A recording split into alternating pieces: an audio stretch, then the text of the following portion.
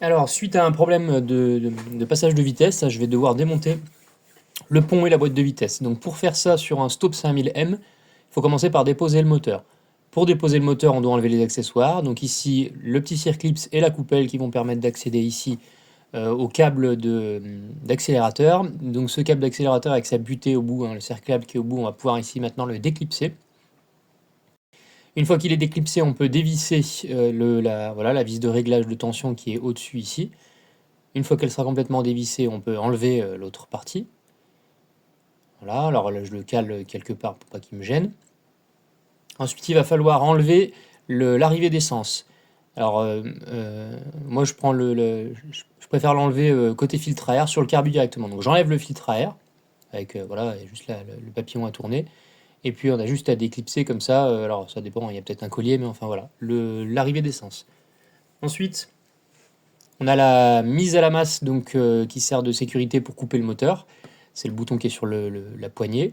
Donc là, vous voyez, juste à dévisser pour enlever ça. Et puis pour déposer le moteur, après ces trois opérations, il ne reste plus qu'à dévisser les deux écrous ici.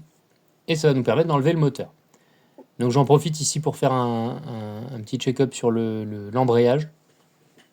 Donc il me reste de la garniture, il est en bon état, hein, il n'y a pas de souci, les ressorts sont là et en bon état.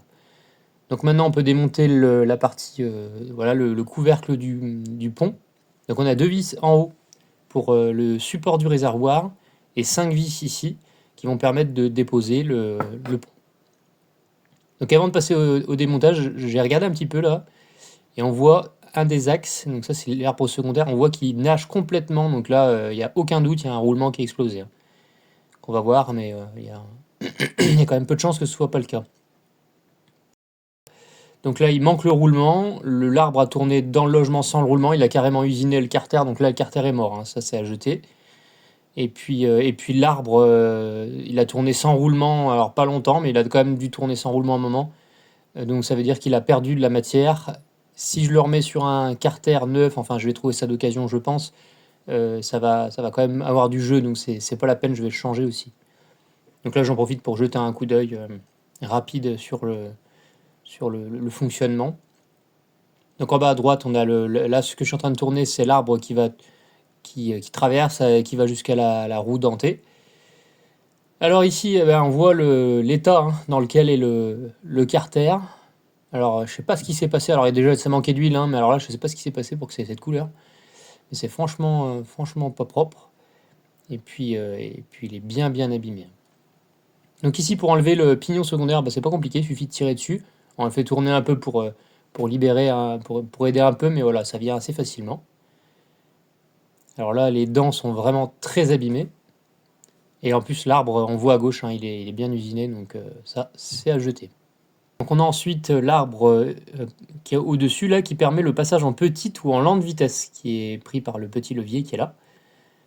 Et voilà, ça tourne, on voit bien que ça tourne proprement, hein, ils sont dans des butées au bout.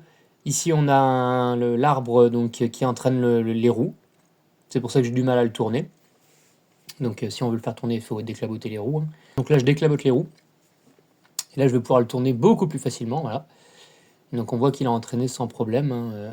Alors j'en profite pour jeter un œil à l'intérieur, à la roue dentée qui est à l'intérieur, hein. Il faudrait passer par les roues pour l'enlever, mais elle est en bon état. Alors là, on voit, j'ai nettoyé un petit peu le carter du pont. Voilà, c'est vraiment usé, hein. Ça a complètement usiné ça a même carrément attaqué le joint spi qui est sur l'axe d'à côté. Alors ici, on a le joint spi, je vais en profiter pour vous montrer comment on le démonte. Alors moi, je vais changer le pont, mais bon, comme ça, je vous montre. Donc on met deux vis, on visse à l'intérieur de vis, hein, de toute façon, on va le jeter, donc on s'en moque. Et puis on fait levier avec une pince, une petite planchette pour éviter d'appuyer directement avec la pince sur le pont, enfin le couvercle, au cas où on voudrait le remettre, hein. Moi, c'est pas le cas, mais voilà. Et puis en tirant d'un côté de l'autre, eh ben, le joint vient sans problème. Donc ensuite, pour enlever le roulement, il faut enlever le circlips qui est ici. Une fois que le circlips est enlevé, voilà, on retourne le carter, hein, et avec une douille du bon diamètre, on tape dessus et puis on fait sortir le roulement comme ça. Si vous voulez le changer, il n'y a aucune complication, hein. C'est vraiment très simple. Bon, et bien nous voilà avec un carter d'occasion que j'ai trouvé. qui est vraiment en très très bon état, hein. Les roulements, tout ça c'est en bon état. Le joint spi il est un peu souple, il doit avoir été changé. On verra hein, s'il faut que je le change ou pas. Je vais essayer de remonter comme ça. La portée est propre, hein. J'ai nettoyé la portée ici, dégraissée, parce que je vais faire un joint avec de la pâte. Donc j'ai remonté le pignon ici. Voilà, qu'il suffit de faire glisser en le mettant dans la tringle de commande des hautes ou longues vitesses. Voilà. Là, on a donc pour régler les vitesses, hein, la commande est derrière. Donc c'est ce levier-là, qui est commandé par la tringle. Et puis donc j'ai aussi acheté en même temps que le carter voilà, cet arbre qui est vraiment en très bon état. Voilà, ils vendaient aussi les autres arbres, mais je pense que bon, même s'ils sont usés, ça devrait aller. Donc je le mets en place. Voilà. Donc là j'ai les roues qui sont déclavotées, hein. Je suis en première et voilà, ça tout entraîne bien. Si on passe en grande vitesse, en fait on voit que le pignon du dessus se balade et vient entraîner. Donc celui-là entraîne directement celui-là. Donc ça entraîne plus vite. Je vais le laisser en petite vitesse. En grande vitesse, je veux dire. Petite ou grande, je ne me rappelle plus. Ça doit être celui-là petite. J'ai un doute. Non, là c'est grande. Là c'est petite. Voilà. Hop. Donc je vais remonter ça. Je vais mettre du joint à pâte ici. Et je vais remonter ça. Bon alors, mauvaise nouvelle, mon joint à pâte est périmé. Par contre, bonne nouvelle, j'ai trouvé un joint papier.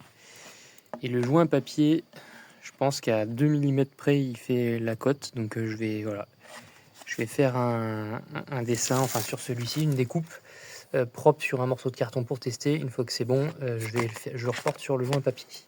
Je commence par faire la découpe carton. Donc là, j'ai mis un papier dessous et je vais faire tous les contours déjà extérieurs comme ça au crayon papier. Voilà. Donc, j'ai ma première ébauche.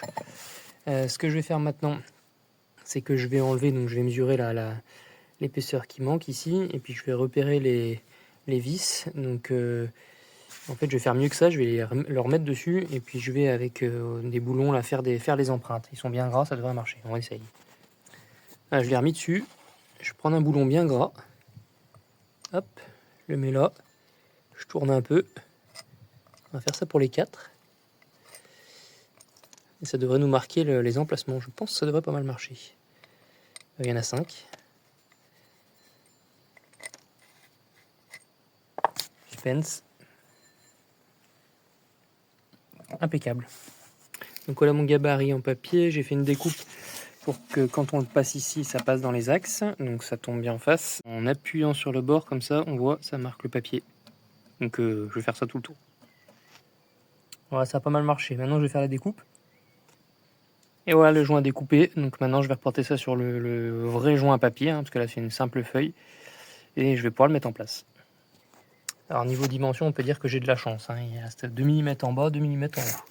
Donc là je vais tracer et reporter ça. Voilà, ça s'est reporté et maintenant je découpe. Voilà donc mon joint qui colle aux dimensions. Les perçages tombent en face. Donc voilà, j'ai fait les perçages avec un emporte-pièce du diamètre des écrous. Donc je vais remettre ça en place avec le carter et puis je vais remettre de l'huile et puis on va remettre le moteur et essayer. Donc c'est remonté, hein, on voit le joint papier. Et puis je vais pouvoir remonter le moteur et remettre en huile.